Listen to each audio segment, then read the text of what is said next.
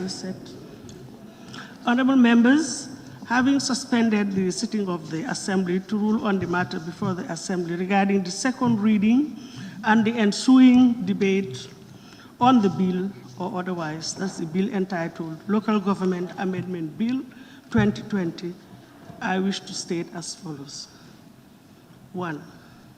Standing Order Clause 65 provides for the first reading of a bill to be introduced by the person in charge of the bill by handing a copy of it to the clerk, who shall read aloud the short title, whereupon the bill shall be deemed to have been read a first time. This was done on Thursday, the 2nd of July 2020 by the Honorable Member for Lower Badibu. Subsequent stages of bills under Standing Orders 66, please can we, thank you, understanding Order Clause 66, which states that 1, following the first reading, the stages in the Assembly's consideration of a bill shall be, and the emphasis is mine on shall. A, second reading, a general debate on the bill with an opportunity for members to vote on its merits. B, committee stage, detailed investigation by a committee followed by a report to the Assembly. A bill may be committed to a select, standing, or special select committee or to a committee of the whole Assembly. C, consideration stage, consideration of an opportunity for members to vote on the detailed clauses of the bill, including amendments to the bill. Consideration stage is taken by the General Assembly. The third reading, passing or rejection of the bill without further amendments. At the conclusion of the proceedings on the first reading or on any subsequent stage of a bill, the next stage may be taken either forthwith or upon a day to be named, providing that the second reading shall be taken no sooner than 1 working day after the first reading. Honorable members, the second reading stage was appointed for today, the 6th of July, 2020. Furthermore, Standing Order 67 that deals with second reading of bills provides as follows, that on a motion being moved that a bill be read a second time, I read again, on a motion being moved that a bill be read a second time, the general merits and principles of the bill may be debated. Honorable members, the rules of interpretation dictate the application of the principle of consistency between clauses.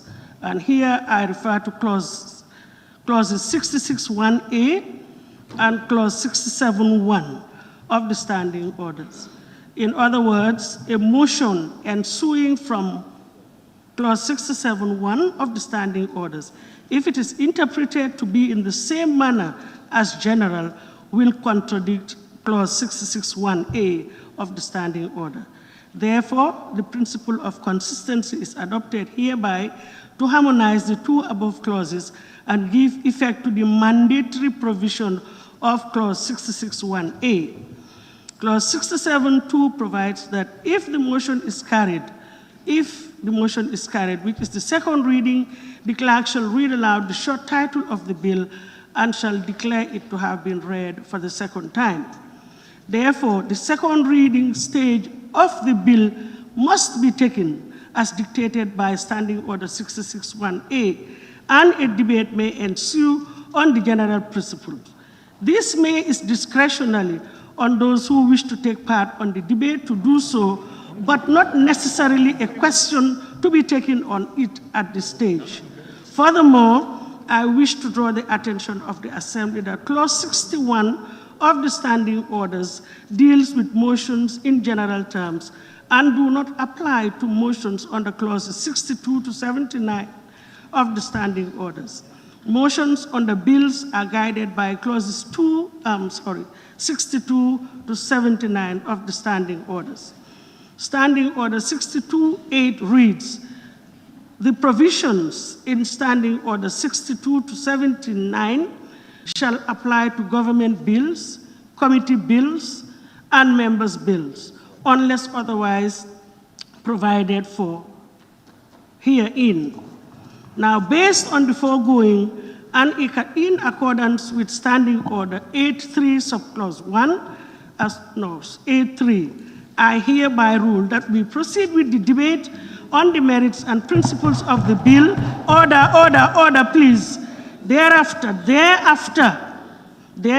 a vote shall be taken, and if it is carried, the clerk shall read aloud the short title of the bill and shall declare it to have been read for the second time. If it is not carried, the second reading is deemed to be negative, notwithstanding the next stages of the bill will be proceeded upon. Now, honorable members who wish to take part in the debate may now raise their constituency tag and will be given the floor for the debate. So I so rule.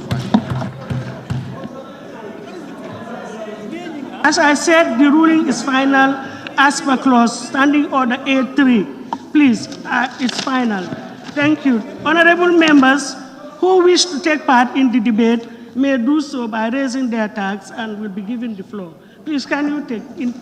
Honorable Speaker, there was a question before the House, and we need to clarify that question, Honorable Speaker. Yes. Already been made, and Honorable, a ruling has already been made, and it is final.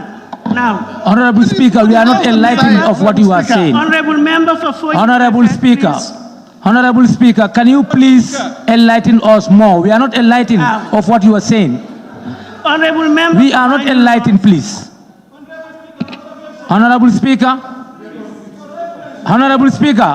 please, we have a concern. We have a concern. Please, we want to be enlightened of what you are saying. Honorable member, with all due respect, I have already made a ruling. You'll have an opportunity to vote. This is not the final stages. This is not the final stages. There are stages to a bill. The bill has not been passed. Honorable member for Honorable Speaker. Honorable member for Thank you very much. Honorable Speaker, you put a question to us. Honorable Speaker, you put a question to us. Thank you very much. Can we finalize on the question? Honorable colleagues, with due respect, I have been given the floor. Can I be heard, please? Yes. Madam Speaker.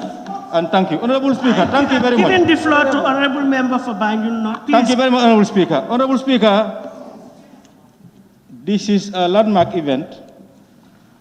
We are testing our processes. We are testing the rules that guide our operations. And I think this is something that should be noted as a very significant event in the processes of this National Assembly. Honorable Speaker, the issue before us is an issue of principles, integrity, democracy, standards, best practice. Wanting for yourself or wanting for others what you want for yourself. That is the issue before us. I was opportune to be the first National Assembly member to be given the floor during the first adjournment debate of this National Assembly. And I could recall in my intervention, I talked about the need for the Assembly to expunge Section 11D, 91(1)(d), excuse me. And it appeared that that was the trend, that was the mood. During the course of time, it was not immediate though, but during the course of time, it was a matter, it was considered by this August Assembly. And if I could also recall, not every member spoke, but I can tell you that the mood then, the majority supported the removal of such a provision from our statutes, from the Constitution. A lot of argument taking place in terms of the merits, the need for such a provision to be removed. It was about democracy, people electing, and the person who elects is the person who should have the right to remove. That was the argument, that was the principle. And everybody spoke on the basis of consent. Section 112 was invoked here. That whilst we are here at the Assembly and even outside as elected representatives, we must always be guided by conscience and what serves the interests of the population.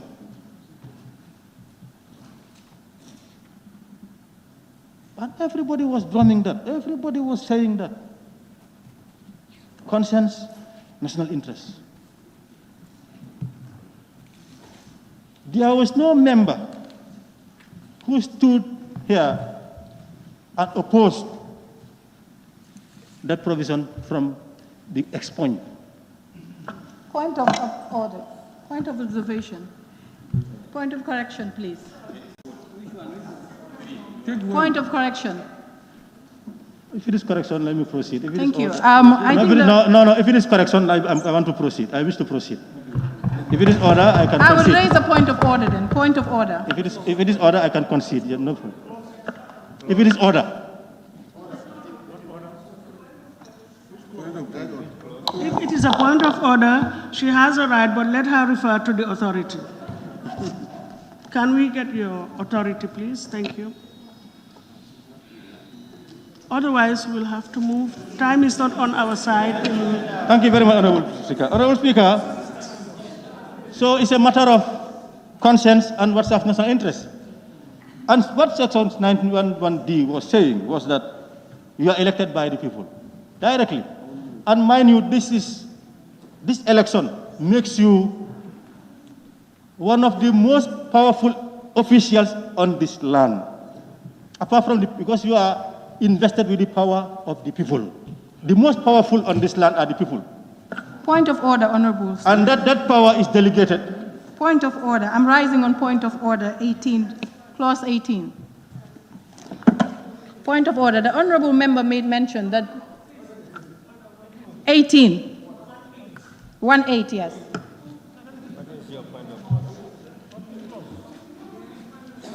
Point of order. The Honorable member made mention that during the debate of the repeal of Section 91D of the Constitution, no member stood here and opposed it. I would just like to correct the records that I did and proposed an amendment to this debate, to this repeal, and it was rejected. Thank you. Madam Speaker. Sorry, no. Honorable members, please. Honorable member, what you are drawing our attention to is clause 18, dealing with any deviation. That if it is a point of order,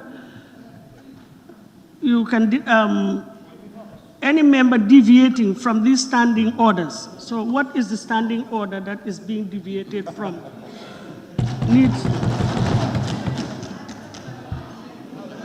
Okay, Thank you very much, Honorable Speaker. Honorable Speaker, I don't think this should be an issue that should be contested. This should not be an issue that is controversial. let's just deal with the merits. Yeah, I'm talking, yeah, that's right. Let's opinions. What we have before us is that the person elected with delegated responsibilities, delegated powers. You can only be stopped from performing or exercising those powers by those who entrusted you with those powers. And this is what he's talking about. Being a member of a party, that's fine. Some are being represented, not through the ticket of political parties. So, but if you are elected through the ticket of a political party, your actions here, your utterances, must be guided by 112, Section 112. If your party's position on any issue supports that, well and good. If it doesn't, what should dictate you, it should be conscience and national interest. And I believe what this piece of amendment is seeking is to protect the power of the people, that entrusted power. That's what it is doing, simply. The power that is given to you by the people to represent them, it's only the people who can revoke it, who can recall you. And of course, there are provisions for that. In fact, this National Assembly could even be found wanting as far as recall is concerned. There's a provision in the Assembly, in the Constitution, that provides for recall. But the procedures are to be spelled out through an act that is yet to be done. In fact, what we should have done at the time when we were repealing Section 191(1)(d) was also to look into the Local Government Act, which is also representation at the level of the localities. But all the same, that, as the saying goes, better late than never. But what we are doing now is to safeguard that power of the people. They propose, they should dispose, as far as governance is concerned. They propose, they have the right to propose, they should have the right to dispose. They elect you, they have the right to elect you, they should have the right to remove you. No other grouping, less powerful grouping, because this representation is more powerful than political parties. Because it's the people. We are here representing everybody. Although you are elected through a constituency, that is how the arrangements are. But each and every member here is representing the whole Gambia. So that's why they even say we are the most powerful authority on this land. So, Honorable Speaker, I would want to implore my colleagues that what we have done for ourselves, what we have done for the people of this country, that once they elect us, they are the only ones who can remove us. Of course, there are other processes, there are other instances that we can be removed when we are found wanting. But other than aberrations, other than violations, serious violations, no one should remove us from office, or nothing should remove us from office from other than what is in the Constitution. So we want to apply, I think what is doing is to apply the standards, the laws, the principles that apply on us as National Assembly members in terms of removal from office, in terms of representation to the level of the local council. It is only fair that you treat others as you would want to be treated. Local representation is representation. And it's direct mandate. It's through franchise. The people elect, they're the ones who should remove. I am in full support of this amendment. It is in keeping with democratic processes. It is in keeping with justice. I've heard someone talking about justice. It's in keeping with justice. It's in keeping with principles, established principles. It is in keeping with standards, consistency. It's in keeping with best practice and respect for the people who elect. We have to respect the people who elect us. We should not usurp their powers. We should not usurp their authorities. We should not undermine their authority. We should not undermine their powers. And what this seeks to repeal is a provision that really undermines the power of the people, the power of representation, the power of trusteeship, and trusting power. They entrust power, and then somebody usurps that. So, Honorable Speaker, on my final point, as I indicated earlier on, I was not expecting this to be controversial. I'm still not expecting it to be controversial. I believe that if we allow conscience to dictate us, if we allow national interest to dictate us, if we allow consistency, not double standards, to dictate us, if we allow treating others how do you wish to be treated dictates us, we are going to support this amendment so that Gambia, in our stride for best practices, in our stride for being a model in democracy, as we are in a transition. And I would have definitely loved the civil society. These are issues that civil society should equally pick up. I was expecting them here because this is a real affront to the people. This law is an affront to the people. And the defenders of people at the level of civil society, at the level of advocacy, I am urging them that these are issues that they should equally take interest in.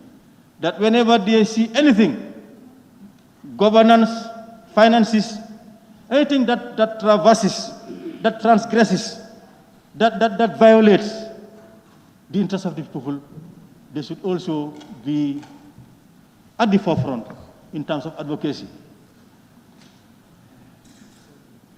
Having this provision in the Local Government Act,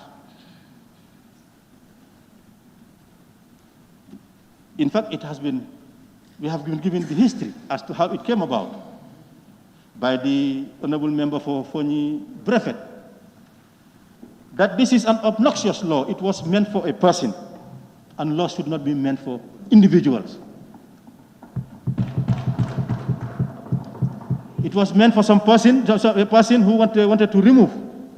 And he said this, and it was a time. So if the Honorable can say this, I think this is enough attestation.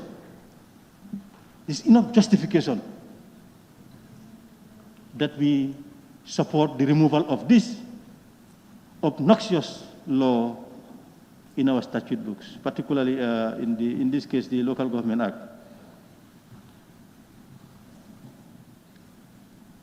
Honorable Speaker,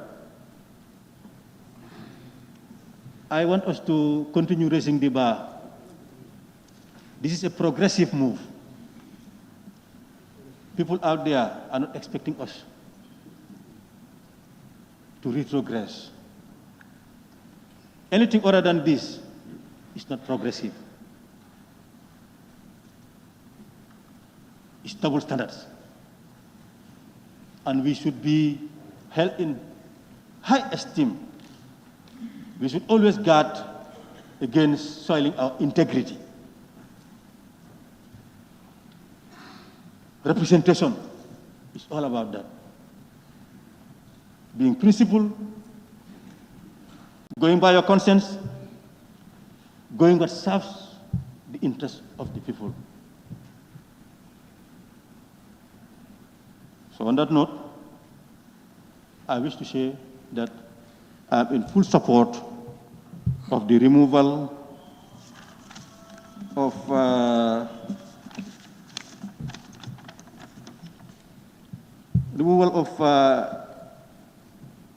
Section 19G, which states that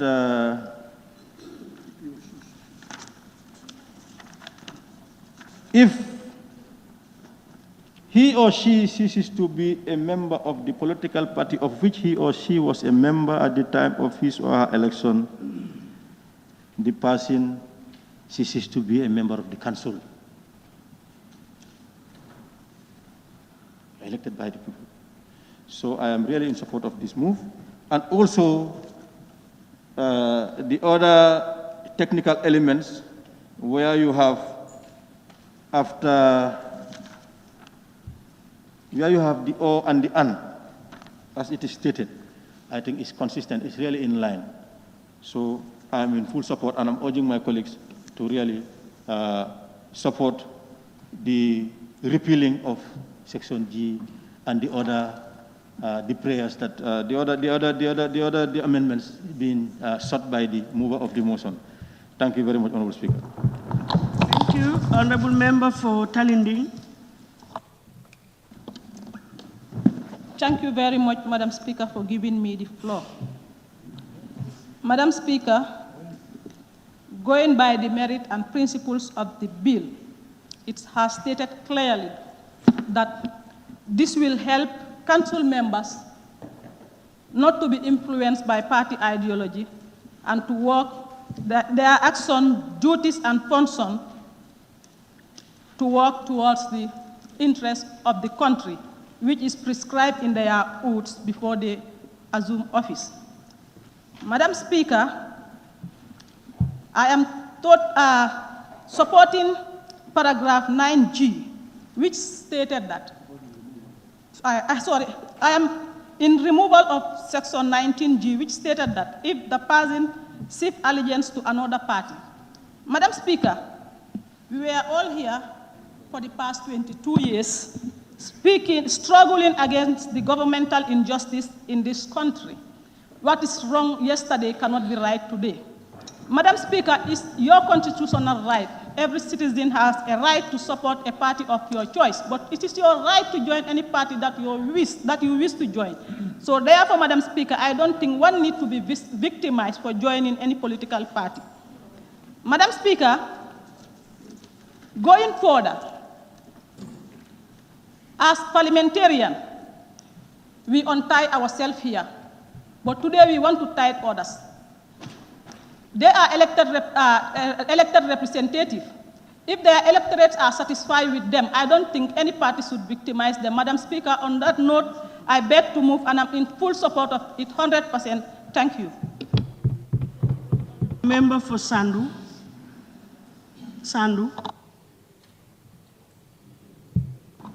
All right, thank you very much, Honorable Speaker, for giving me the floor. So debates on the principle and merits of the said bill. Honorable Speaker, I want to make my position very clear. This National Assembly, when we came here, everybody applauds that the proceedings in this National Assembly was one of the best. But as time goes on, Honorable Speaker, things are changing. But notwithstanding, Honorable Speaker, we have advocates for amendments of the Local Government Act. There are important issues that we were expecting to be amended than only this one that is before us today. Honorable Speaker, I don't want to debate much on this. Then my position to this one is that the most important amendments that should come to the Parliament other than this. So my position is I'm not in support of the amendment of this particular clause. Thank you. Thank you. Honorable Member for Lower Nyomi.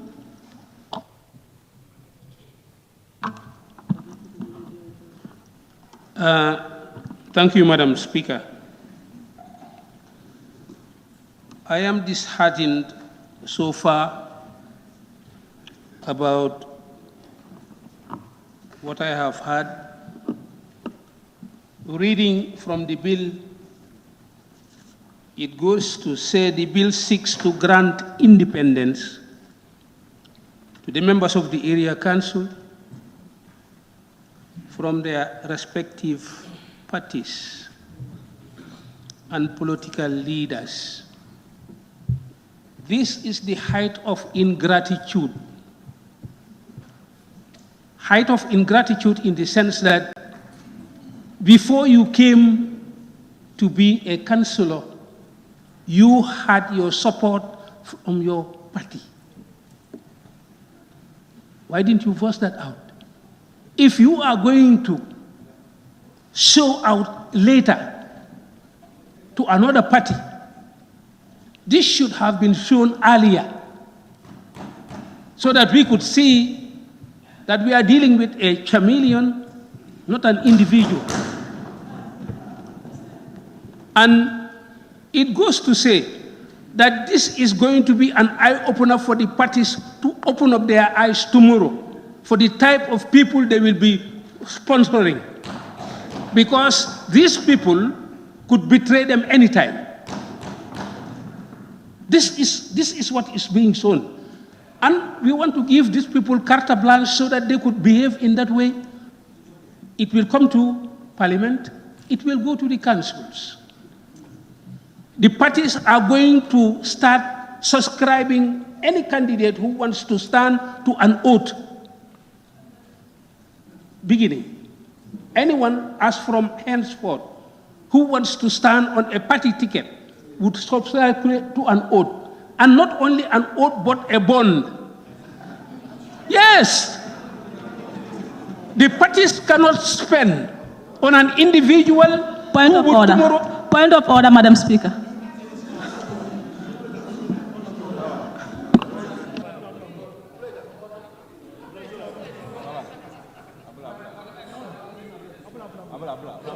If you want to raise a point of order, you have to refer me to the relevant standing order and not clause 18, but specifically to where the honorable member has violated any clause. Otherwise, you can't. So, this is threatening. This is very disheartening. This is very inconvenient. Let's bear in mind, should we pass this today, we would have no allegiance to the people and the party. That's what it is being said. Here, you will be having your independence. If you have your independence, who is going to regulate you? Huh? Honorable Speaker, there is no decorum in the House. Are we in a dialogue? Yes, if there is no decorum, you all disrupt now. The honorable member is on his. Please, can you restrict your intervention to the merits? Yes, I am on the merits because I am quoting from the objectives of the bill itself. And this is what is happening. Pass it. Subscribe to it. Be rest assured tomorrow if you are in the field, you're going to pay for it. Thank you very much. Thank you, Opanyomi. We'll all have an opportunity to voice out our opinions. Thank you very much. Opanyomi. Thank you, Madam Speaker, for giving me the opportunity. Madam Speaker, let me seize this opportunity to thank the honorable member for Lower Badibu for bringing this important bill before us. We are grateful. As the other members said before me, we freed ourselves, and there are our colleagues down there who need to be free as well. Madam Speaker, if we said there are more important sections within the Act that need to be amended than this particular one, when we were amending the Section 91(1)(d), there were more important, obnoxious, and draconian laws within the Constitution that needed to be amended, and we did not do that. So now is the time for us to say different. Madam Speaker, let's call a spade a spade. Thank you. And let people start, fooling others, like, or maybe, saying things when it favors you at this particular time, where it doesn't favor me the next time you say differently. Maybe double standard, I call it. Honorable, I think for all of us, it would help all of us to lead to a healthy debate if we just Madam Speaker, let me land. Let's follow the rules of procedure. the merits otherwise and principles of the bill. And let us not start engaging in responding to what honorable members have already said. Let's go to the essence of the bill. Thank you. Thank you, Madam Speaker. Madam Speaker, when you go through the object and reasons of the bill, it's very explicit, clear, and straight to the point. This bill seeks to grant independence to the members of the area council from their respective parties and political leaders, and to further enhance the system of local governance, autonomy, freedom of speech, and debate in accordance with the Section 193 of the Constitution of the Republic of the Gambia, 1997. The bill also seeks to ensure that the council members' sense of duty, functions, and actions are influenced by supreme national and community interests and the dictate of conscience and not by their individual political interests or political leaders. No single political party or a political leader can control people elected representatives. Madam Speaker, it's unconstitutional. It's inconsistent with the freedom of association. And that's what some people are trying to do. So therefore, Madam Speaker, I am in 100% support of this particular amendment. And I give my 100% support. Thank you very much for giving me an opportunity. Thank you. Thank you. Honorable Member for Jokadu.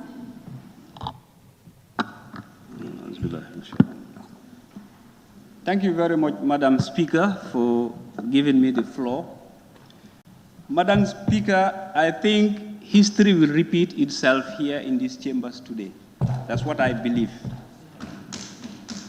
And Madam Speaker, to be frank, before you can become a complete human being, anything that you are yearning for, or anything that you want for yourself, I think the same thing should also be given to somebody else. Madam Speaker, when we came here in 2017, just as other honorable members said, the only thing that we spotted first in the Constitution was Section 91(1)(d). We tackle it and throw it away. And then today we are ourselves. Now, councils also, the same thing is tying them. And there are people here who are advocating to let them be entangled to death. I am not going to be a party to that, Madam Speaker. I am in 100% support of this bill. When we came in these chambers, the first thing that we did was we all took our oath here, that we said we are not going to favor, we are not going to look at any ill will, but we are going to guard the good laws of this great nation. We are elected by people to come to serve them. Councillors also the same, they are elected to come and serve. Now, if we think inside the box, I think we also need to think outside the box. Yes, you can betray your party, but your party also can betray you. So I think the safest thing is to put the thing in the right manner. We seek independence from the British in 1965. Why did we do that? For us to become independent. So that we own ourselves. We decide for ourselves. Now we want to recolonize within us. And I don't think that is fair. Madam Speaker, this bill has come at a right time. What we did in the Constitution, I think is also better for us to all agree and do the same thing in this Local Government Act. On that note, Madam Speaker, I don't want to waste the time of the chambers. I'm 100% support of this bill. Thank you very much.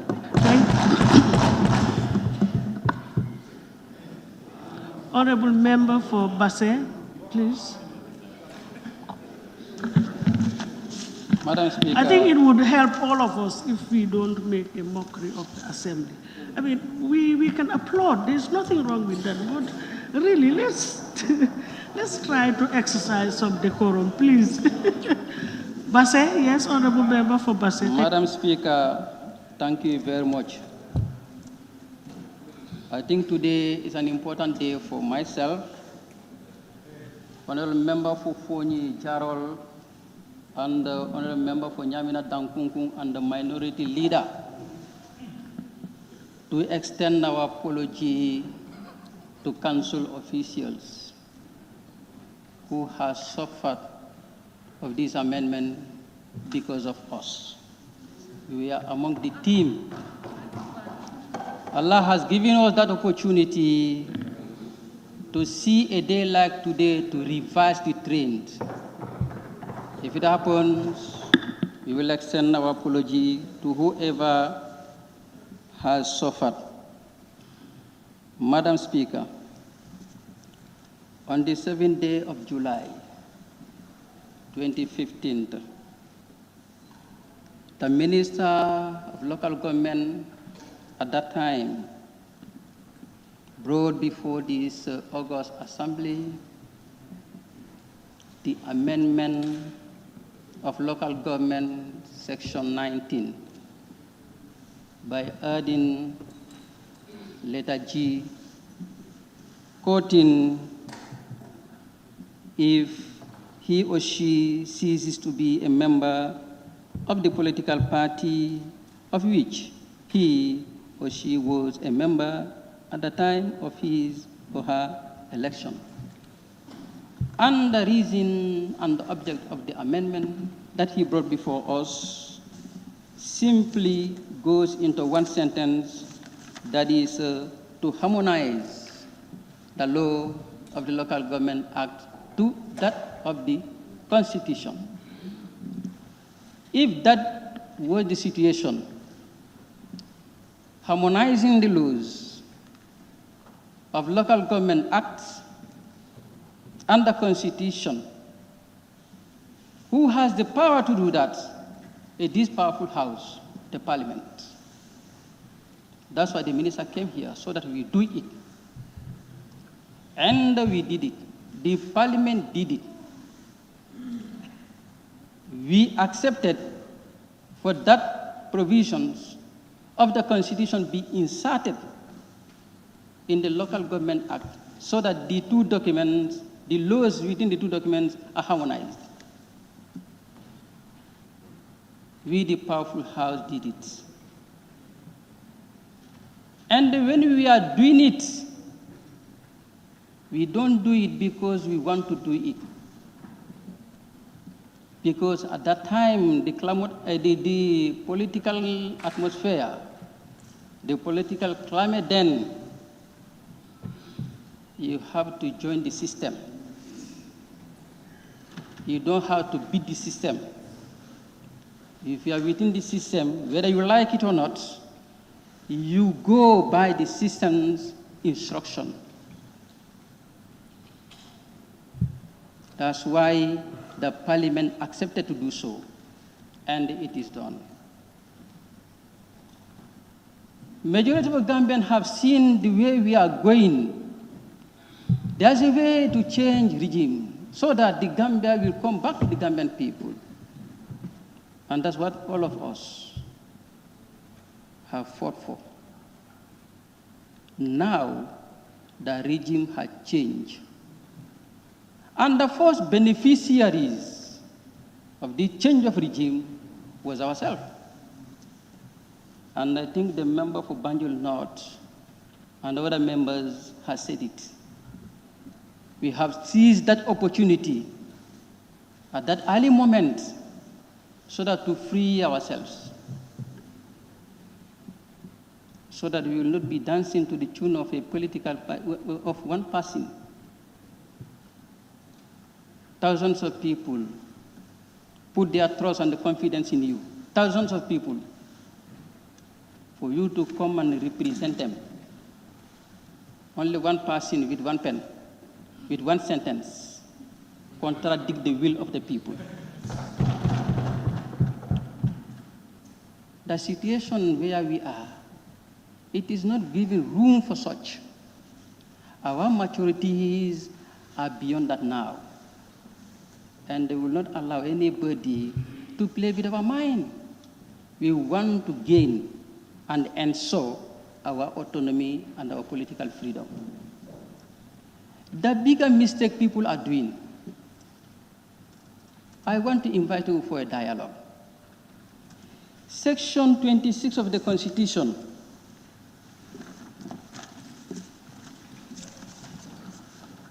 Madam Speaker, with your permission, every citizen of the Gambia of full age and capacity shall have the rights without unreasonable restriction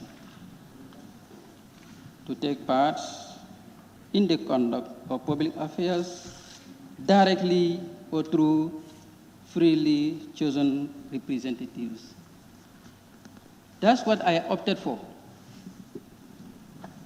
To show to politicians, especially political leaders, it's not the influence of your political party who is taking me to the parliament, but it's the influence of the people. It's not the party who brought you here. The party was established by people. It's those people who had their trust and confidence in you to choose you as their representatives. With party ticket, without party ticket, if people want you to represent them, you will represent them. And I think we should have now that chance to give that education to people. It's not the political party who is bringing you to the parliament. It's not the political party who is taking you to the council.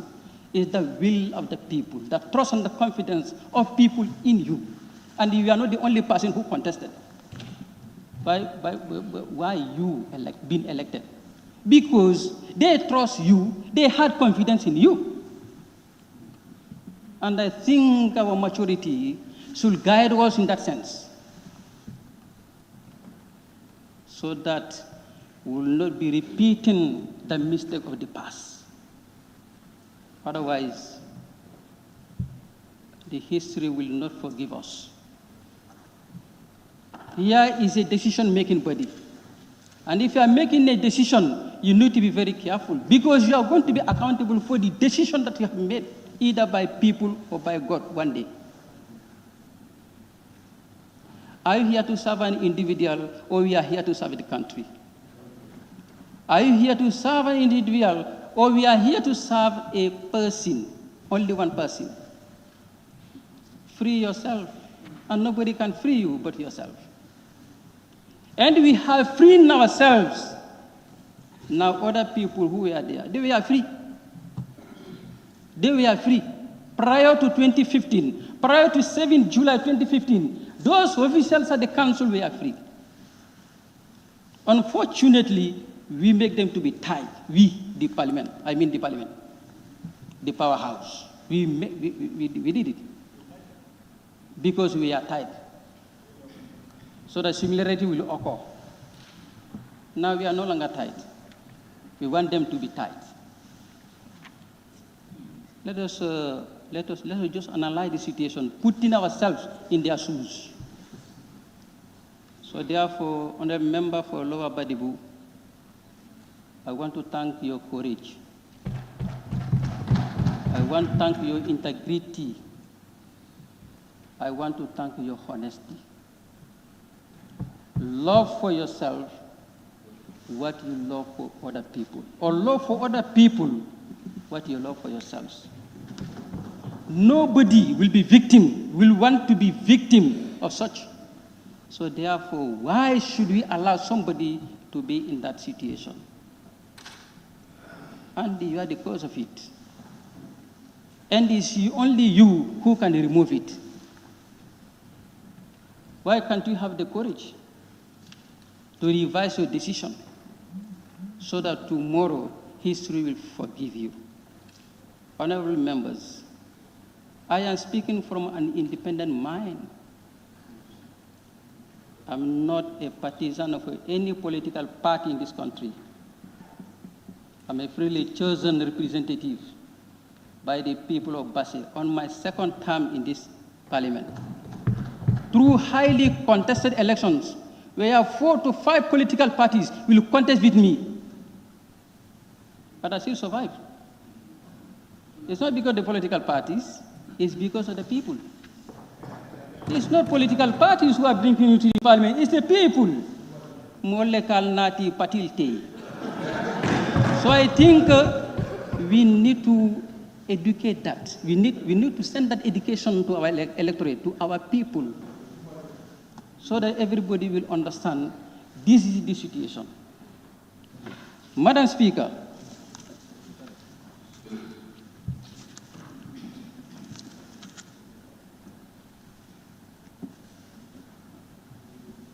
this section 91D1, let me tell you the consequences of that section. The parliament that we had here was the most vibrant parliament in West Africa. My colleagues are here. Members were educated, members were trained, members were skilled, but if you come to the floor of the House, they are not productive. Do you know why? Because of section 91(1)D. You are not here then to speak your mind.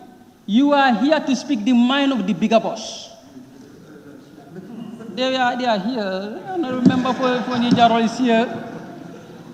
You are here to sing the name of the bigger boss for you to be a vibrant MP. Then, if you don't do that, section 91D1 will follow you. How many MPs have lost their seats here? 3 consecutively. And one is facing me now. Thousands of people rallying behind you to go and represent them. One person, you are giving the power to one person to remove that person, to against the will of the people. Those days should be, we should be forgotten. They shouldn't even be in the history book. So nobody can do it but this parliament. So I am urging you, my colleagues, we understand each other. Let us put anything aside, but let us put ourselves in the shoes of those people who are going to enjoy this freedom if they are given to. Hence, we don't reject it. Hence, we accepted it. Hence, we fought for it. Hence, we demanded for it. Hence, we did everything for us to be freed. And we have the power to do so. Let us not let others not to test the beauty of democracy. Madam Speaker, on this note, I want once again to thank the member and all those people who have collaborated with him for the success of today. It's a celebration for us, as I said, myself, or a member for Foni Jarol, and honorable member for Nyamina Dankunku and the minority leader. On that note, I thank you and beg to resume my seat.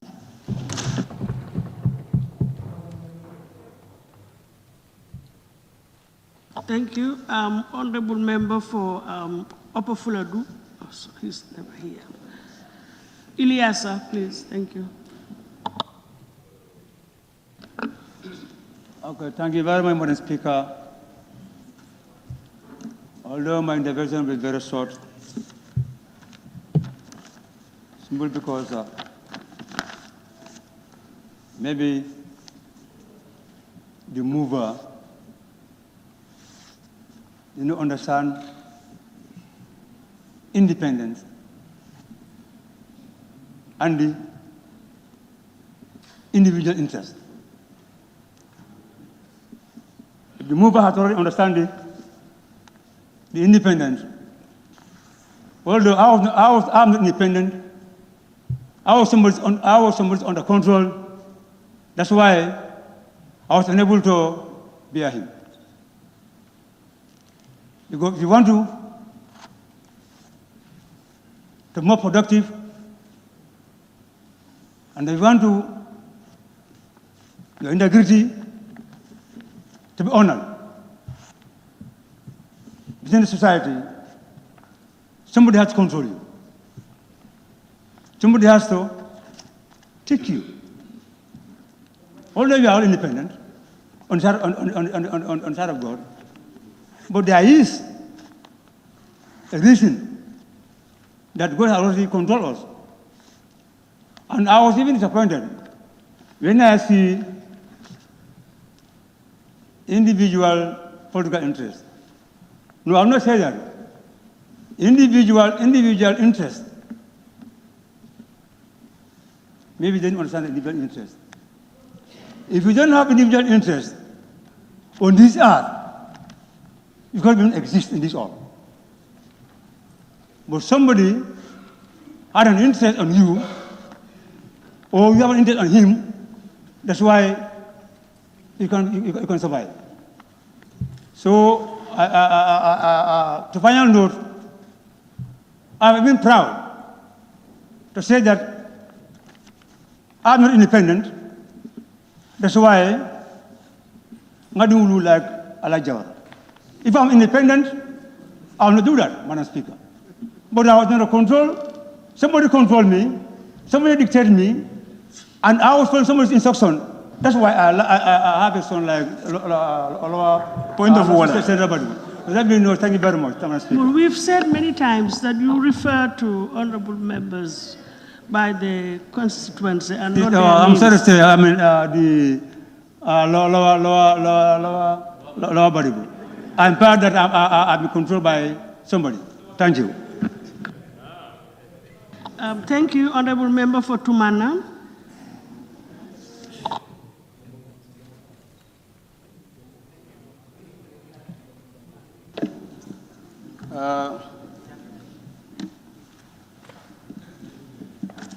Thank you very much, Honorable Speaker, for giving me the floor. This is a very trying moment for this country. And I think I would not want to waste my words on people who deserve my silence. Honorable Speaker, first of all, we look at the objects and the reasons of this bill, which talks about the bill seeks to grant independence to the members of the area councils from the respective parties and political leaders. Honorable Speaker, I am really shocked because as a member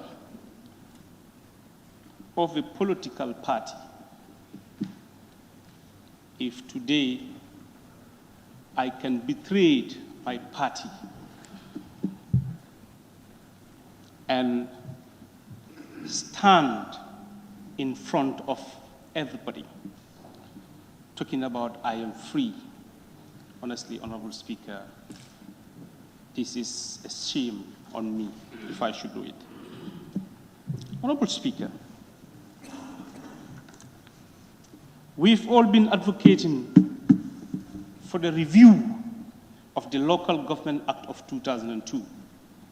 There are a lot of archaic laws in that Local Government Act of 2002, which we, the parliamentarians, are not doing justice to the people of this country. How can the entire region vote in a chairman to administer the day-to-day affairs of that region, and the person is not answerable to those electorates, but is answerable to the governor, regional governor? Honorable Speaker, I belong to a committee where the local councillors or councils come up with resolutions for us to help them to make sure that we make those changes in that Local Government Act. And today, I am full of shame. What has been said on that day by some members and what they are saying today is like the East and the West. Where is the interest of the country when the masses are out there? We all know what is happening in Combo. The law is saying all the lands in the Greater Banjul area belongs to the state, and all the lands in the provinces belongs to the traditional landowners. Is that law not conflicting? Is that law not biased to the people of Combo? So, for my own part, Honorable Speaker, I am against this, and I am not going to support it, based on these reasons. There are a lot of archaic laws in the Local Government Act. If the entire act is here, I will support, but just a portion, I am not going to support. Thank you. Thank you very much. All you do. Sorry, all you.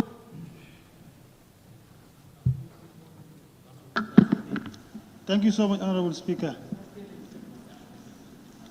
Honorable Speaker, first of all, let me thank the member for Lower Badibu for bringing this important bill in this very house for the National Assembly to delete a particular provision from the Local Government Act.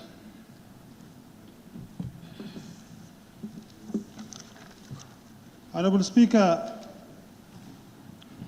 the bill seeks to grant independence to the members of the local councils. That is why in the 1997 Constitution, under Section 25 and Section 26 have all stipulated very clearly for citizens to join any association they wish to join, to take part in, to join any political party they wish to join. This is in line with the Constitution, Honorable Speaker. This bill could not have come at a better time than now, that the local council need to be independent. People who are elected to represent us at the local council need to be independent. Just like ourselves in the National Assembly. When we came, as alluded to my colleague from Jokadu, Section 91(1)(d) was a very bad law. When it was introduced in Parliament, we did not even take time. Automatically, we delete the whole provision. And then we supported that. We said it's a bad law. Yet still we have another bad law in one of the acts that is entangling the people we elected to represent us at the local council. We are saying we are not going to support for the deletion of that particular provision. Are we fair? We are not fair, Madam Speaker. This bill is not meant to discriminate any political party. Neither does it seek to protect an individual. The bill is meant to protect each and every electorate or elected individual who is going to represent the people at their various positions. That is why the bill is here. So we should not have a preconceived mind to say the bill is here to protect an individual. This is the National Assembly. We are making laws. We have amended a lot of provisions in the Constitution or other acts coming to us, before us, for amendment. This is one of them. It's one of those provisions that are brought for us for amendment. And we need to amend it to protect those people. We have to protect them. That is the fact. I have to be independent to be able to speak my mind. I have not seen anybody who is being controlled by a political leader yet. But if that is the case, we have to remove the provision so that people can be free to speak their mind in Parliament. Likewise, at local council meetings, because they used to have those discussions. If anything that is against the interest of a political party, and then they form the majority in that particular house, then that interest for the country will be ceased. It will not go because of the interest of that particular political party. So, Honorable Speaker, Section 91(1)(d), we will take reference from Section 91(1)(d) in this House. We deleted it without even amending it because we want to grant ourselves independence to represent our people. Today we are speaking our mind. Whatever we want to say, we will say it in this House. Why don't we grant the same leave to those people at the local council so that they can speak their mind? This is Gambia.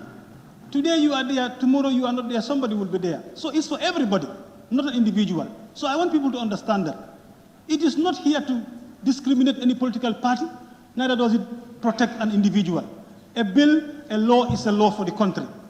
When we are amending laws, when we are making laws, we make it for the general good of the citizens, and then we believe it will take, that time, test of time for people to be able to get used to those laws. That is the fact. So, Honorable Speaker, I wouldn't want to waste much time. This is very explicit, very clear, that what the bill says. If I am a councillor, or I am a councillor, I wish to shift my allegiance to any political party, that is me. That is not betrayal. That is not to say that the individual is not honest.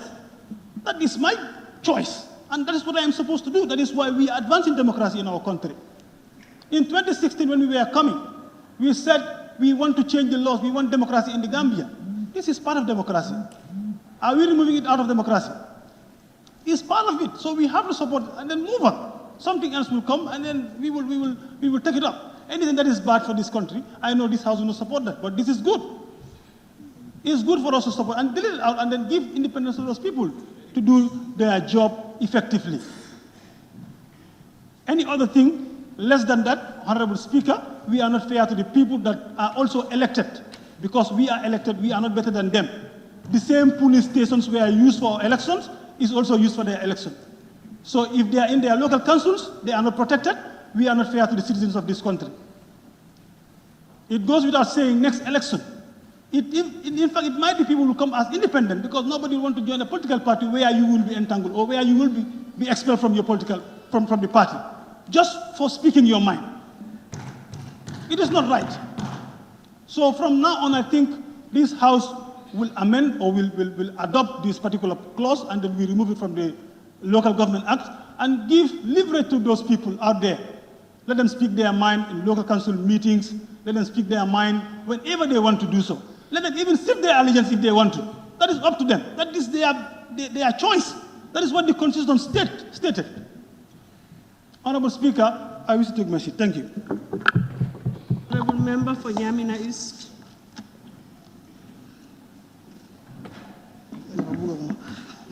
Thank you very much, Honorable Speaker. Honorable Speaker, the subject before us is actually to seek independence for elected leaders or authorities. In long and short, that is what the amendment seeks to do. And independent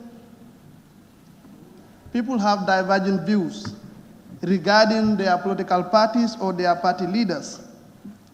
But having perused the document that is before me, Honorable Speaker, I understand things does not actually seem to be as they appeared. Because what is before the document and what is behind the document are completely different. The rationale behind the document, it is best known to every individual here. And in as much as we are talking about independence, and as long as I am concerned, I was never in any way dictated by my political party on whatsoever decision that I have to take before this National Assembly. I have never in any way dictated by my party leader on whatsoever decision that I have to take before this National Assembly. As a result of that, I believe I am independent in terms of making my decision and the decision of my people. I am not representing an individual, but I am representing the people of Nyamina East. And all that I have to say, it is not just my opinion, but the opinion and the belief of the people of Nyamina East. Honorable Speaker, I am not affected as long as the amendment is concerned, but the councillors that are affected, I have no intention to predict what is happening in other areas. But the two councillors that I have within my area, they are in different political parties. I took it upon myself to consult them, to have dialogue with them, to engage them, for us to better examine the document that is before us. And their submission, I wish to submit.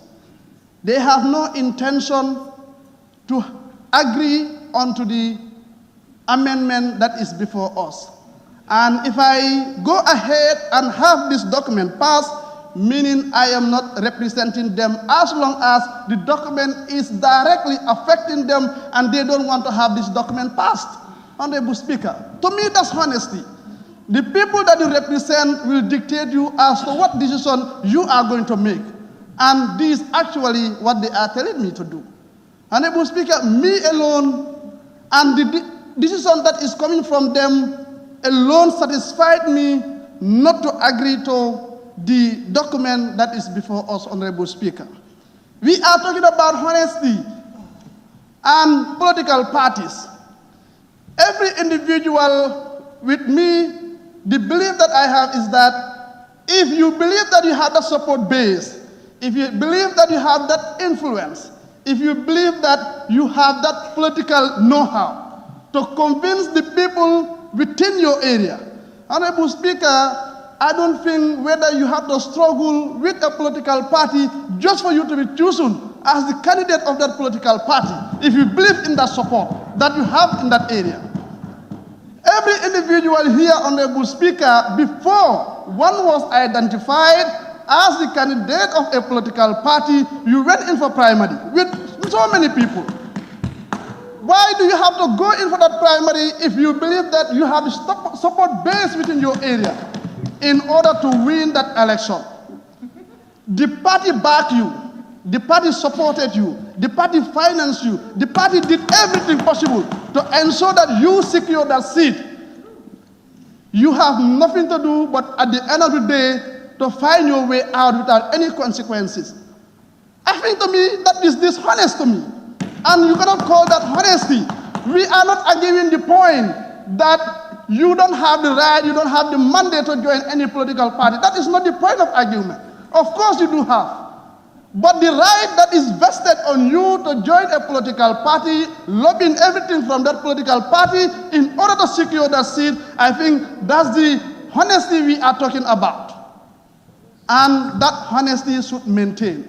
And anytime you feel that you can no longer support that political party, the best thing for you to do is to resign from that political party, go out there and seek the mandate of the electorate, whether they will elect you or not. That's the best thing. But you call yourself you have the power, you call yourself you have the support, you call yourself you have everything, when you were struggling with a political party for you to secure that seat. Where is your power? Resign. Go and seek the mandate of the electorate for you to be elected. That's the time I will know that you have the support base. But in as much as you cannot do that, you cannot show up yourself there when you were elected, supported, financed by a political party. Honorable Speaker, my submission and my position is, and the position of the people of Niamey is that they are not in agreement with this, as long as the affected councillors within my area are concerned. Thank you very much. Thank you. Thank you very much. Honorable Member for Woolly East.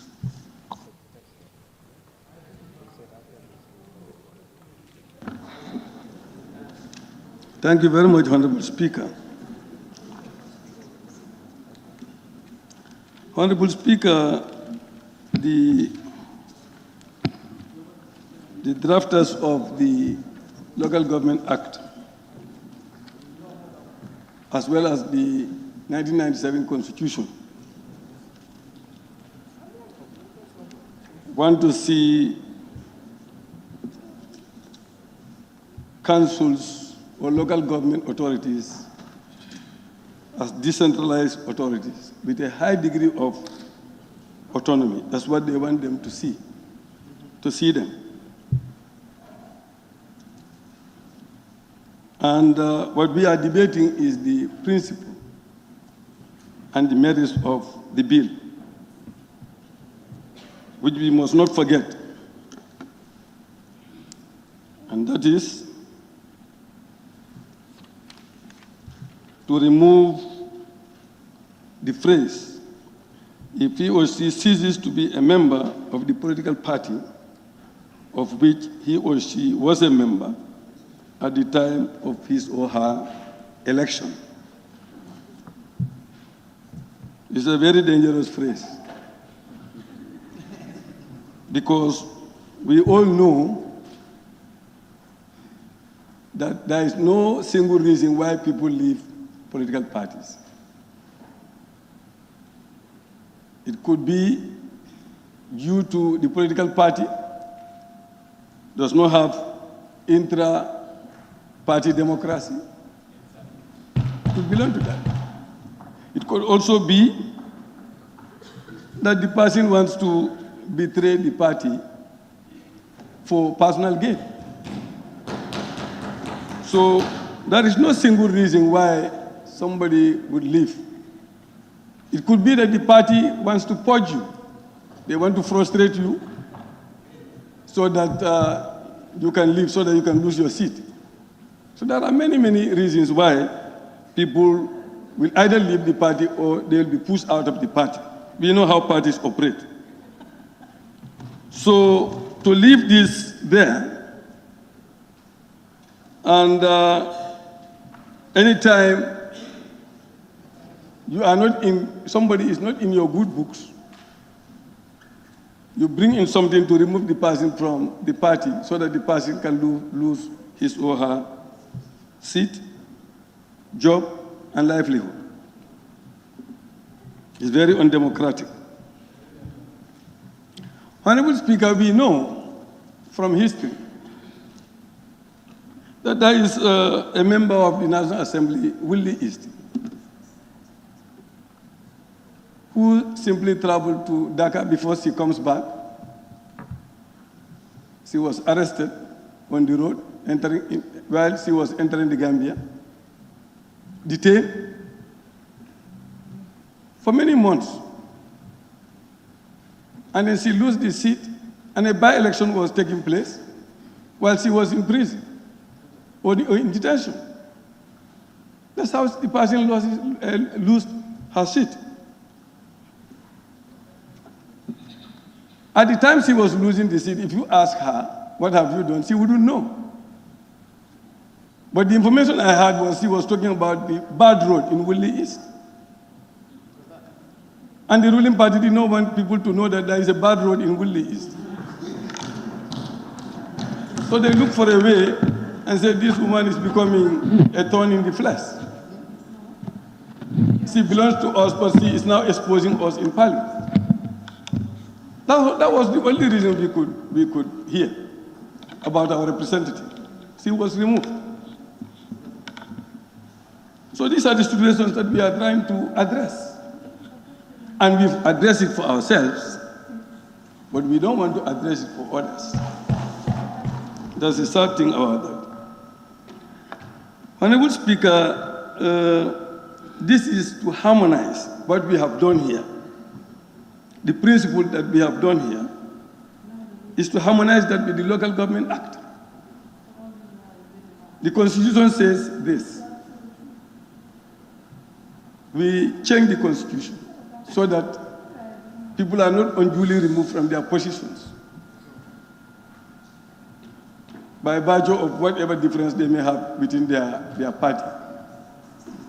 And we must not forget, to belong to a political party, Honorable Speaker, is not a force, it's by choice. I'm just wondering how anybody will want to keep somebody in a party when you know that person does not even have the same idea with you. But you want to keep the person there just to add the numbers.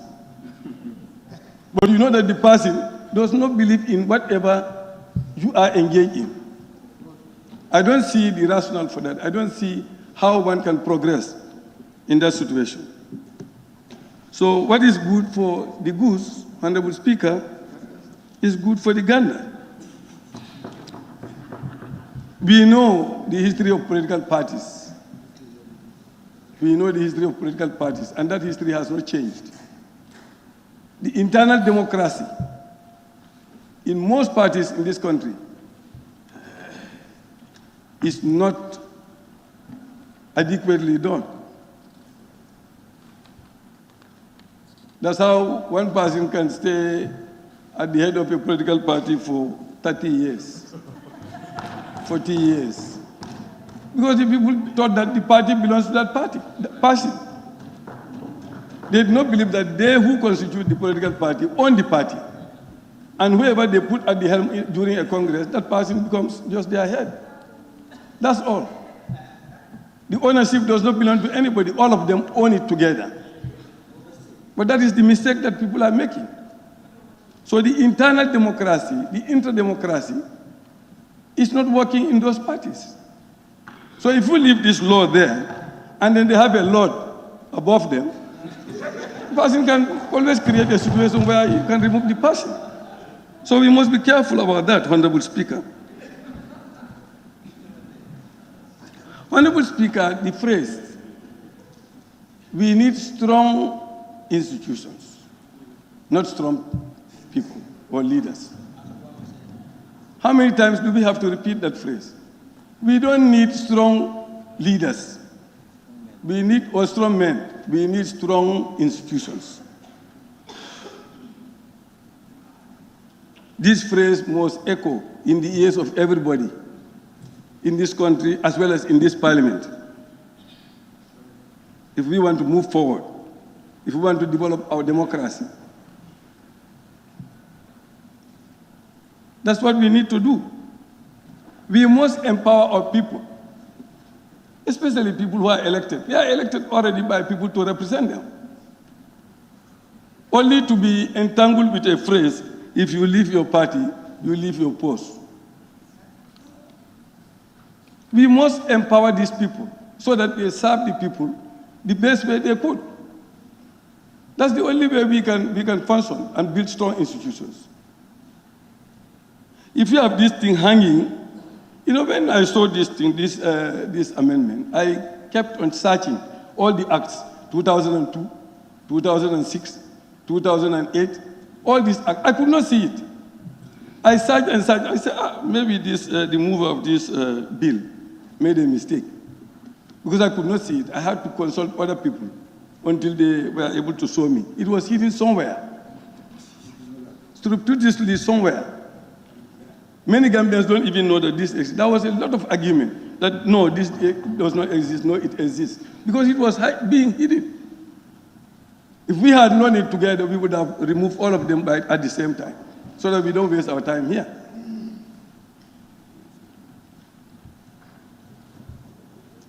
So, Honorable Speaker, I believe that we don't need to belabor too much on this.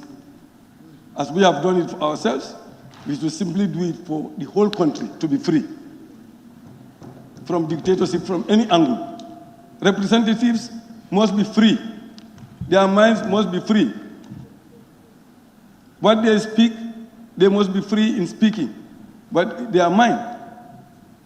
There must not be any restriction as to how they want to represent their people. On that note, I thank the mover and thank you for giving me the space, and thank members and urge them to please not waste time, but pass this very beautiful amendment. Thank you. Thank you. Honorable Member for Sabah Sanyal. Thank you very much, Madam Speaker, for giving me the opportunity. I think I'll be the one who will give the shortest intervention. Madam Speaker, most speakers have said it, but I just want to remind ourselves. The very first day we came here in this parliament, all of us were taken through a process. And I can remember we took oath. And among the oath we took was secrecy, execute your functions without fear or favor. I think we should reflect on that day, Madam Speaker, and think deeply to make any decision. I want to say democracy, I just want to reflect there. Democracy, literally, the meaning is power of the people, by the people, and for the people. So if you have that ideology, Madam Speaker, how do you go up to the mid of the way you control people again? That type of democracy is not fitting in the Gambia in this generation. Therefore, Madam Speaker, this parliament recognizes that and came up with an amendment to the Constitution, which was entangling some of the, in fact, all the National Assembly members from speaking their mind. And that was the 91(1)D. And that one experienced a very smooth passing here. I can remember only 3 people who somehow spoke against that very amendment. Now, this is another way, this is another one rather. And there is this saying that tick for tack is a fair game. So what you do for yourself, you should do it for others. And we represent them. They could not, any law, it's not there, this law is not for them to enjoy. They don't like it. I was a councillor. I never liked it. But I have to succumb to it because I don't have any powers. Now the parliament has the powers. They did it for themselves, and they want to consider them. Some of us are saying no. Because of political party, how do you call it? Supporting political party. I want to believe, Madam Speaker, the objective of this bill is very clear. It's not targeting any party. I think parties should look at their constitution of how to get members in their parties, how to control them in their parties, but the national laws, definitely we should not use that to control party members. Madam Speaker, I also want to reflect that if you go to the Constitution, this provision, the 91(D)(1) was there at on the original text. It was there. And it was observed that the Local Government Act did not have this, and these two groups are representative of the people, so these laws should be harmonized. That was one of also the reason why it was put in the Local Government Act. Now, harmonizing these two laws, now we change the 91(D)(1). We are using the same harmonization to harmonize them, to speak the same language. So you cannot have these two laws contradicting each other. And it is the same people, because those who elected me are the people who elected those councillors and chairpersons. So I think, Madam Speaker, for me, taking too much of time in debating this, definitely everybody has a mind because democracy is prevailing. We all enjoy democracy. We can talk, but if you look at the Local Government Act, Section 20 clearly spells out how chairpersons can be removed. Section 22 also details out how other members of council can be removed. So why giving other powers to other separate body to remove somebody? Are we truly democratic? Madam Speaker, this is very fundamental. Let us reflect on our, let us not be hijacked by political grievances. And most of us were saying here, these chambers is not for political forum. It's not a political forum. It's for national interest. And I believe those councillors, those chairpersons, want to get their independence, their liberty. And some of us have said that there are other laws in the Local Government Act. We need to look at them. I agree to that. But if the executive is not coming with any amendment, what is stopping us from coming with private members' bill to amend those draconian laws? I think, Madam Speaker, for me, that is not a good position to defend this, that you are not going to support it. I will be very surprised to see any member here saying, I will not support this. I'll be very surprised to hear that today. Yeah, because what I saw, if you say that, what I believe is, if you say that or if you act that way, you are a very selfish somebody. Madam Speaker. I'm sorry, okay. Madam Speaker, I withdraw that statement. I withdraw that statement. Okay. I withdraw it. Okay, Madam Speaker, this is why I said that. I am really provoked. Why I said this? Yes. Once you've withdrawn, yes, you cannot justify. Okay, thank you. So, thank you very much, Madam Speaker. Madam Speaker, without wasting much, without taking much time of the Parliament, I think my points are made, I put, and definitely, Madam Speaker, I want every member to support this amendment. It's for the good of the whole Gambia, not for an individual people or party. Thank you very much. I beg to take myself. Thank you. But Honorable Member, I think it's equally fair to also give others a chance. So please. Honorable nominated member, Seka, please. Thank you. Thank you very much, Ma, for giving me the floor. Ma, I am just worried, number one, and number two, I am scared. Worried in the sense that when we were here, everybody was saying that we should be we should be sincere to ourselves. We should try to do what we should do for the country, but not for an individual. Ma, if my party is to sack me for the interest of this country, I would not hesitate to go. I am in for the country. I don't mind any other party who is just maybe saying that you are ours, so you should not do what. Let us do away with these cosmetic parties, where you know that people will say, by force you will be with us or off you go. I think joining a party is not a force. Somebody said it. If I want, I will join this party. If I want to leave, I will leave the party. But I am voted for to serve the country. I don't think the parties, and I will say that all the political parties in this country should have anything to say about me doing something with any other party. What does that mean? Are these parties not part of the country? Are we not Gambians? Are we not looking forward for the betterment of this country? Are we not looking for a better Gambia? I think this is what we should really think about.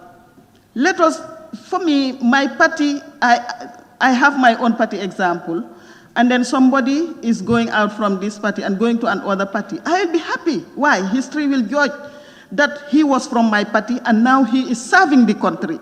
So nothing should stop me. Nothing should stop me from honoring that person. Let us be realistic. Let us be something. I just don't want to say until Madam Speaker will tell me withdraw. But let us be generous then. I will say let us be generous with the country. This country is our motherland. We all belong to this country, and we want to serve the country. And we know that this bill, I remember when this 91(1)D came, everybody was happy. Most of us were happy. And then I think if we say no to this bill, we are inconsistent. The inconsistency is there, and that we should really think about. Honorable members, my colleagues, let us not be angry. Anger sometimes will make us to put ourselves into hot dish or into hot soup. Let us not be angry. In fact, dialogue is very necessary. Dialogue is important. When we see that something wrong is going on, let us call for dialogue. Let us call for exchanging ideas, but let us not be in dilemma every time. Ma, this country belongs to us. Ma, we were here. Most of us wanted to leave this country. And we all came together for these changes. And this system change is not there up to now. The system change, the regime change, the regime change is still there. Because where I was thinking that after the 2016 general elections, we will not even talk about parties, and we are still talking about parties, then I will say there is no regime change but system change. Gambia, let us do away from all these things. Let us come together and work as one. Let us be sincere. United we walk, united we stand, and divided we fall. Let us come together despite our parties. We are saying that this person is from another party but is my friend. Are we sure? Are we sure that this is what is happening? If I have a friend and that person, we share the same party and he leaves my party and goes to another party, would that be a crime? Not. Let us come together and work as one. Let us change this. Let us try and make sure that we change all these tribunal laws that is in our books. We still have it in our constitution, and we still have it in even this bill this amendment, local government. Because I read somewhere where we said that the mayoress should be the mayor, the mayoress, and the chairperson should be dismissed by the president, and that should be taken out. Maybe next time it will be taken out, but that should not stop us from going ahead. Let us push ahead. Whether the problem is, and let us be as genuine as possible, and we make sure that we move, and then the right directions will take its place. I don't want to keep up this long talk, but united we stand and divided we fall. Me, for whatever, backward, never. Gambia is our country. Let us work for a better Gambia, and a better Gambia is possible. Thank you. Thank you. Thank you very much. Honorable Member for Fonyi Bondali. Thank you very much, Madam Speaker, for giving me the floor. I want to begin with that.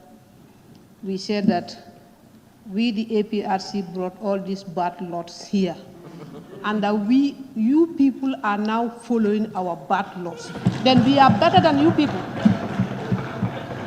We are better than you people. If you say that we brought all these bad laws here, and we want to follow those bad laws, then we are better than you people. Sir, Honorable, let's use honorable members and not, let's use honorable members and not you people. Madam Speaker, saying goes on, who laugh last, laugh the best. Then we laugh the best now. Madam Speaker, I am 100% in support of this bill, because I made consultation with my councillors, and they all in support of this bill. I am elected by my people to come and represent them. My councillors also, they are elected by our people to come and to go and represent at the council. If they don't have their freedom, and if they don't have their independency, how would they represent them in the council? How would they represent them in the council? We untied ourselves here. We don't want to untie others. Are we fair to those people? We are not fair to those people. I was a councillor before. I am a councillor for 11 years, some months. I resigned for this position. So I know what is in the council. I know what is in the council. We are suffering with this, but we cannot remove it.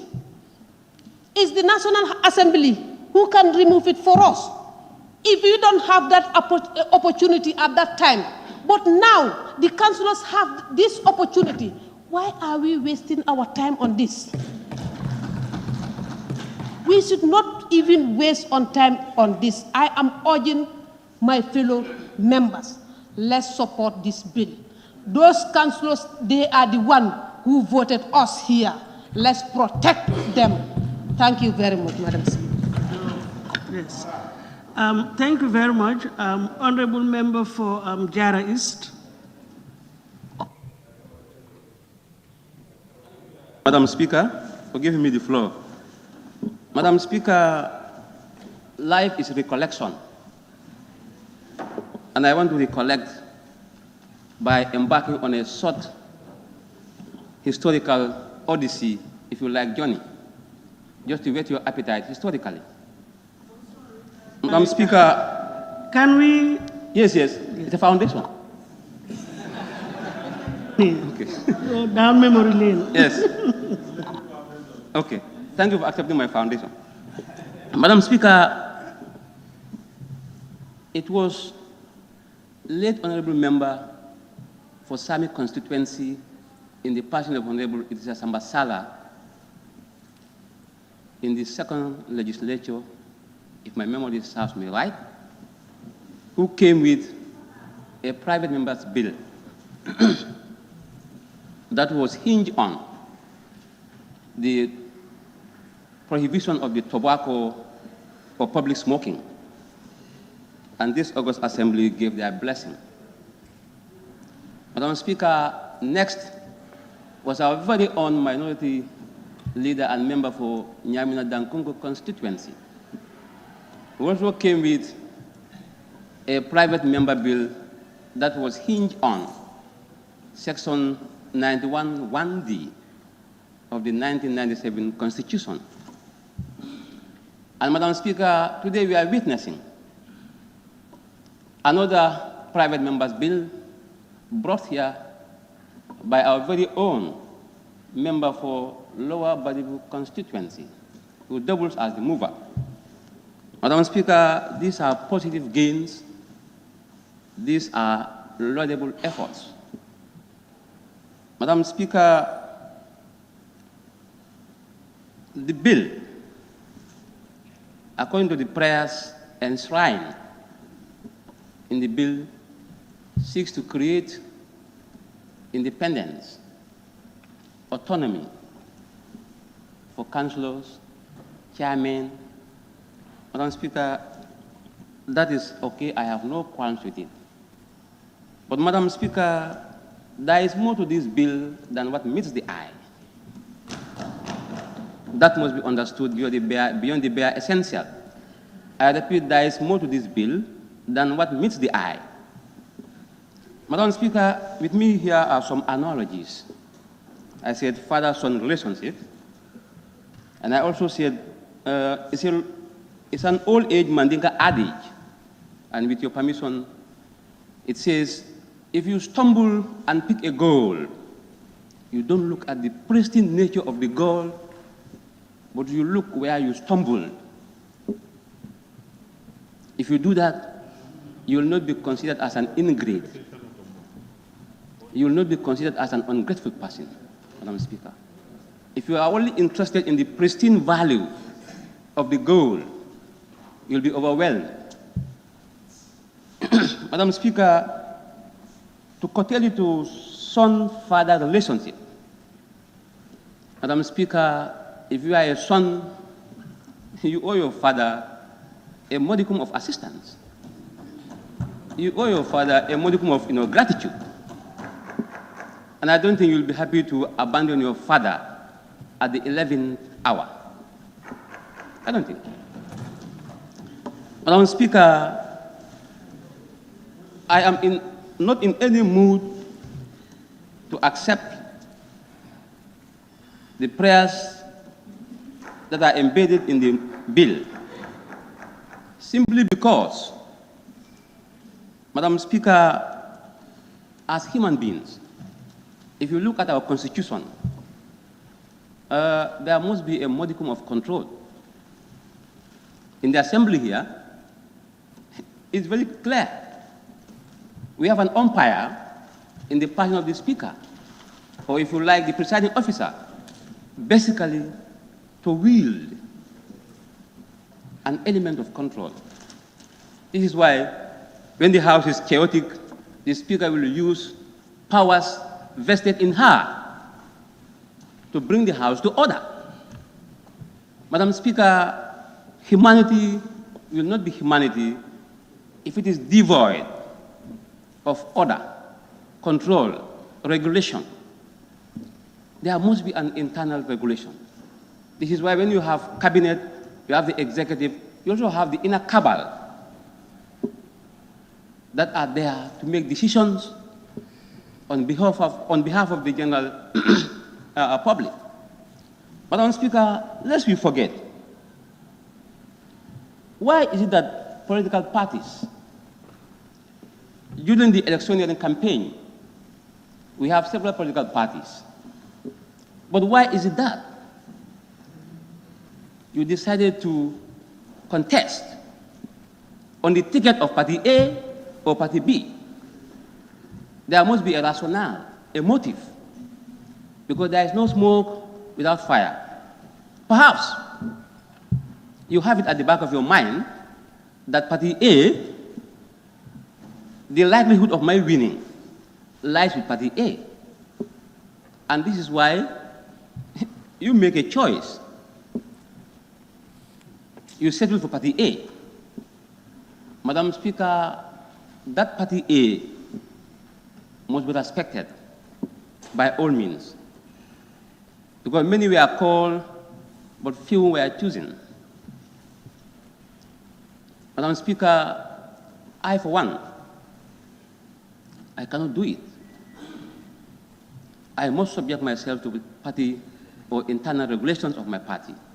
Because I saw many political parties, but I decided to, vie on the ticket of Party A with the full knowledge and belief that that political party is the party that is likely going to take me to the promised land.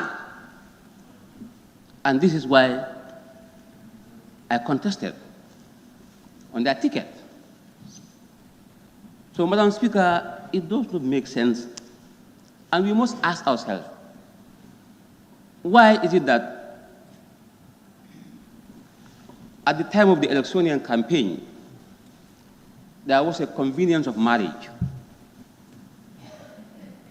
Why is it that at the time of the electioneering campaign, you were comparative bedfellows with your political party? But why not now? That's the million-dollar question. Why? Why? And political parties expel their members based on reasons. Ask yourself, why is it that my party have decided to cast me away? Does it have to do with your integrity? Are you a victim of moral turpitude as opposed to moral rectitude?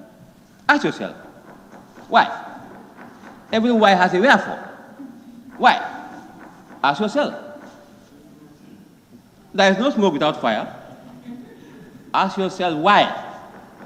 You found people there, and see there are people there, they have not been given their marching orders, but you are giving your marching order. Why? Why? So it means the son has betrayed the father. And in our culture, that's bad. Madam Speaker, if you look at this bill, like I said in my opening preamble, there is more to this bill than what meets the eye. This bill, Madam Speaker, has come to take the independence, the liberty, the freedom that political parties enjoy. Because if this bill is allowed to see the light of the day,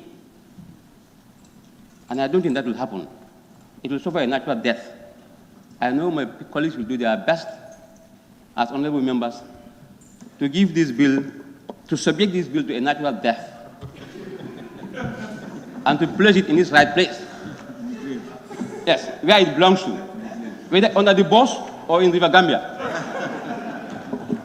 How do you do it? On a more serious note, if you come to the extant issue of the bill is saying that it's trying to empower councillors, chairmen. Madam Speaker, let them ask or let the mover tell me, have you received any complaint from the chairmen, from the councillors, with regard to their independence? Has their independence been compromised? And if compromised, tell me how, when, and why. I would like to know that.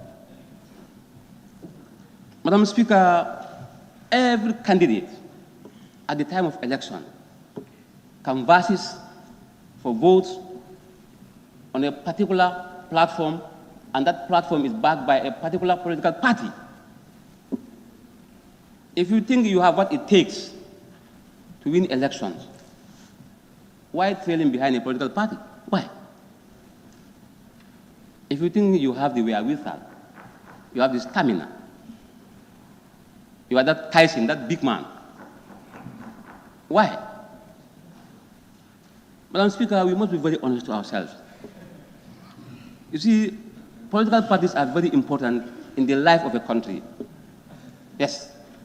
They are not created out of the blue. These political parties are enshrined in our constitution. There are rules and regulations. So, Madam Speaker, political parties are here to stay with us, whether we like it or not. And there must be that modicum of control. There has to be an iota of regulation, of control. Because as human beings, Madam Speaker, if we leave everything free, Madam Speaker, that will not help us. In fact, that will tantamount to brute life, law of the jungle.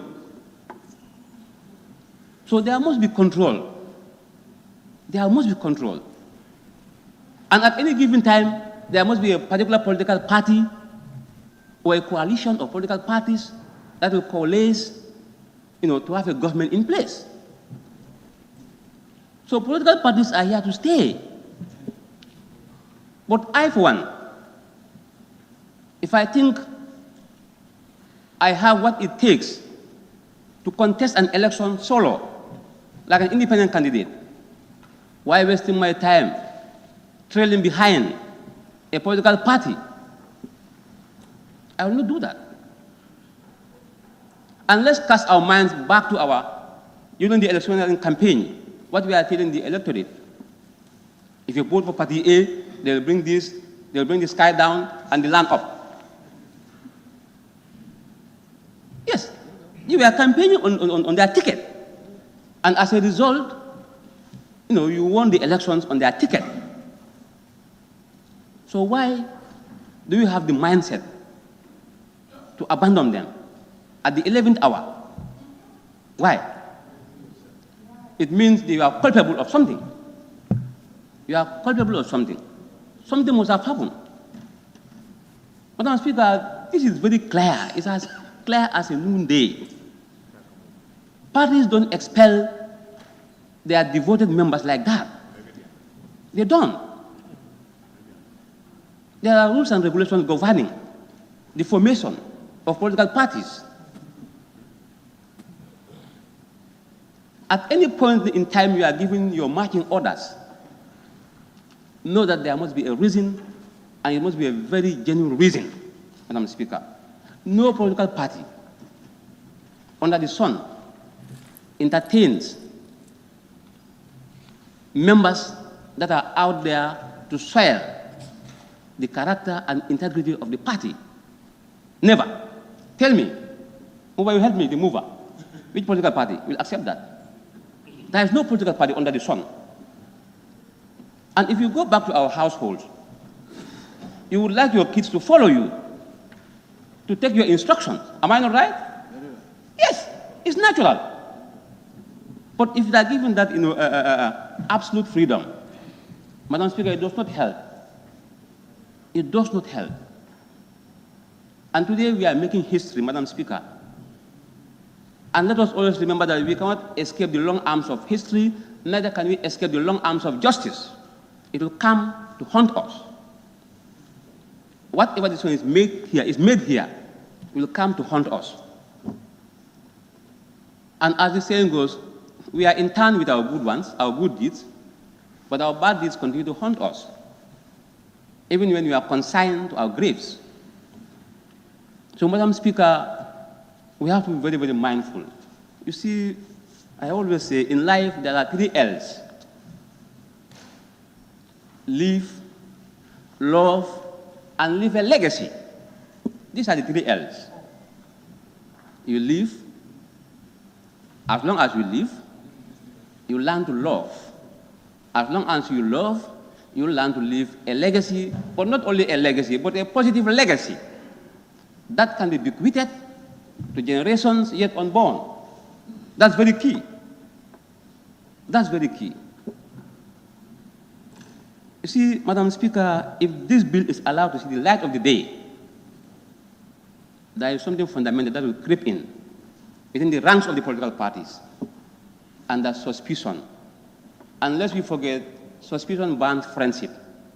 You see, Caesar loved his wife, Madam Speaker, basically because the wife is above suspicion. Make no mistake, you cannot be a thorn in the flesh of your political party. They will cast you away. They will cast you away. Honorable Speaker, You must draw the line. You must draw the line. Honorable Speaker, point of order. Yes. Yes, that's okay. Can you refer to the authority? 67, Honorable Speaker. Section 67 of the standing order. Order. Yes. 67, second reading. Once a motion is being moved, we just only have to debate the general principles and merits of the bill. The member is deviating from that, Honorable Speaker, and then you have to make a ruling on that. Your intervention in line with. Go ahead. Carry on. Okay. Thank you, Madam Speaker. Yes, just in line. Yes. I thank my honorable colleague from All Yundum for that lofty guidance. Thank you. Madam Speaker, it's democracy. Madam, I'm not perfect. And I thank him for drawing me by my ears to say hi. Madam Speaker, honestly speaking, we are working for Gambian people. And make no mistake, Madam Speaker, any political party you see in the Gambia here, honestly speaking, they are all cognizant of Section 1112 of the Constitution of the 1997. That is national interest and conscience. They are all cognizant of that. There is no single political party in the Gambia here that is out to destabilize, that is out to bring chaos. But if you compress their agendas in a nutshell, they are all out to bring development, and not only development, but development with dignity. So therefore, all political parties share a common denominator, that is to see the Gambia develop in leaps and bounds. So fundamentally, Madam Speaker, there is no bad political party, but there can be bad eggs in the political party. That is feasible. And as a result, those bad eggs must be purged. You see? Madam Speaker, when I was canvassing for votes, Madam Speaker, I was quite circumspect in my utterances for the simple reason that I know that tomorrow will come. So therefore, Madam Speaker, and I contested on a particular political party's ticket.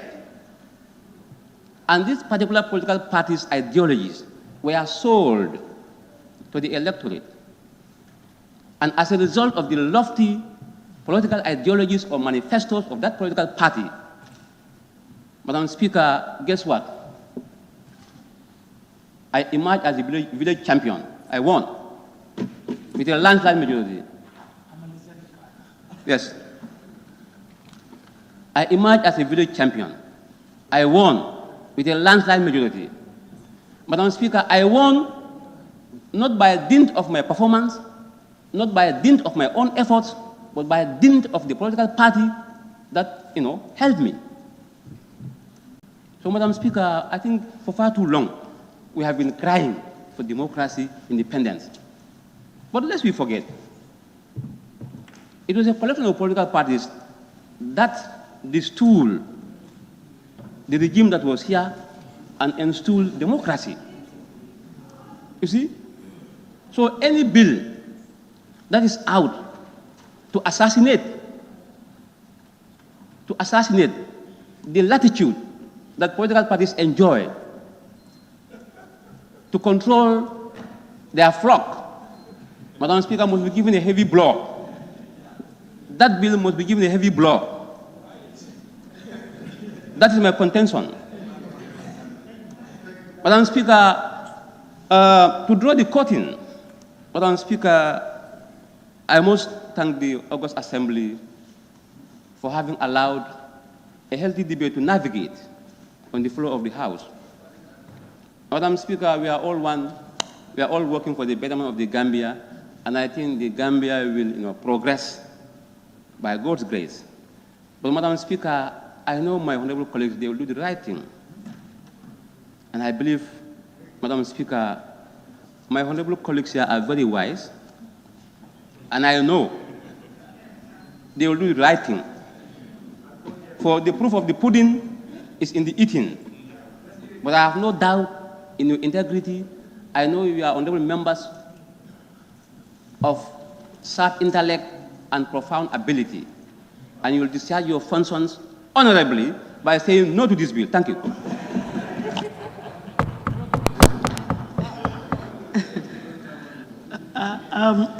I listened to that. I wanted to make some comments, but I will reserve them. Honorable members, I think let's suspend for about 30 minutes and then we come back. I observe that some people have gone in and out, but some of us have been sitting since. So, yes. We come back at 3:30, please, to finish the debates. Thank you.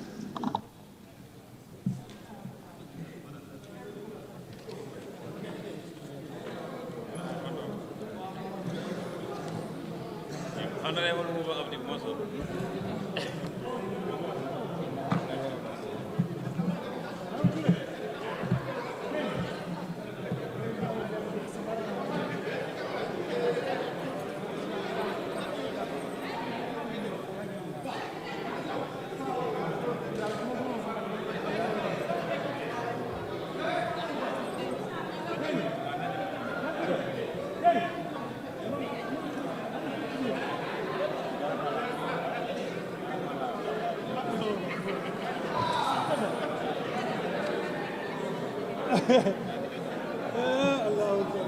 Allah